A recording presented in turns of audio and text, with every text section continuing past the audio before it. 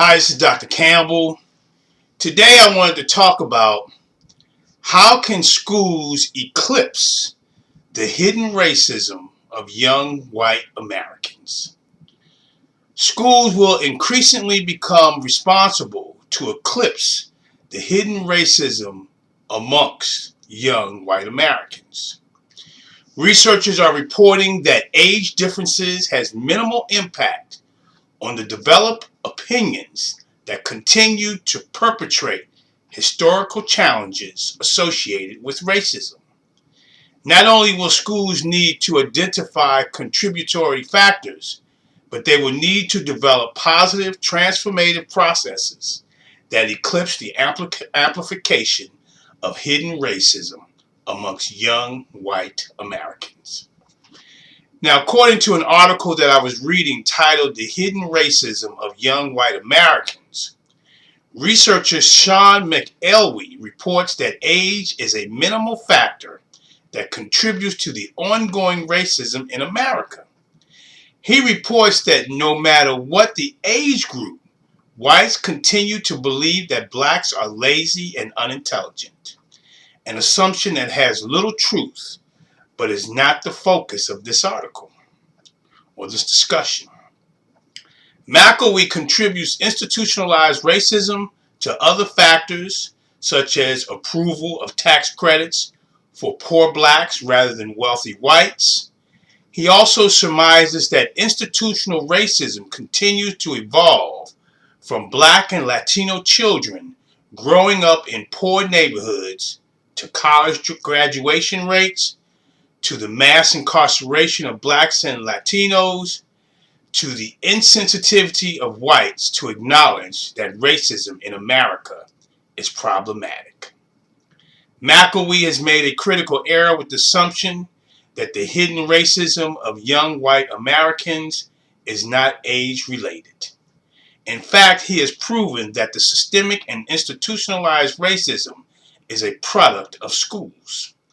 This assumption is a fallacy due to a citation in the research of Spencer Pinston of the Campbell Institute of Syracuse University. Now, according to Campbell, 51% of the whites between the ages of 17 and 34 rated blacks lazier than whites, as well as 43% believe blacks are unintelligent. And so I'm looking at the age group 17 to 34. And my question is, where does a 17-year-old develop a perception that blacks are lazy and unintelligent? Sure, the media and family has an impact.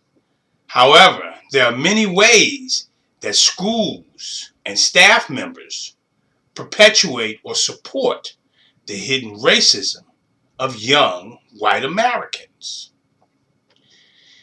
You see, many of the supports that contribute to this hidden racism of young white Americans involves communication and perceptions.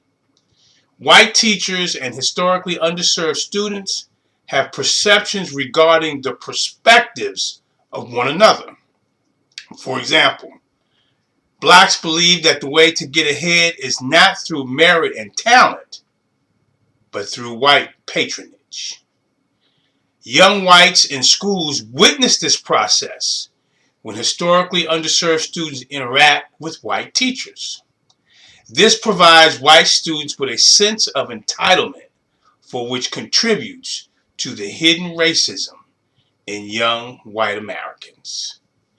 And for sake of brevity, white female teachers have the controlling power which results in school instructional procedures, cultural values, orientations, and perceptions that differ from those of black students that are witnessed by young white students. This concept is the product of the Russell rate phenomenon. Finally, communication is a primary contributor to the hidden racism of young white students. And I can recently remember observing an elementary class where the teacher called the attention of the students by using the command, "Eyes on me." This teacher required that students make eye contact with her as a way of bringing their attention to her. Individuals use facial expressions such as eye contact to convey liking for another individual. Whites believe maintaining eye contact in face-to-face communication is most desirable. White Americans believe maintaining eye contact communicates trustworthiness, masculinity, sincerity, and directedness, and conclude when blacks fail to maintain eye contact that blacks have something to hide. Some black parents teach their children that looking an adult in the eye is a sign of disrespect, while white children learn to do the opposite. Something as small as eye contact requirements contribute to the hidden racism of young white Americans, as well as other communication challenges. Schools will need to follow the following steps to eclipse the hidden racism of white Americans. First, you need to conduct a cultural risk audit. This step is necessary due to the uniqueness of each school culture. Second, utilize the Accelerate formula. This minimizes disproportionate discipline as a contributing factor. Thirdly, promote positive racial teacher-student classroom relationships.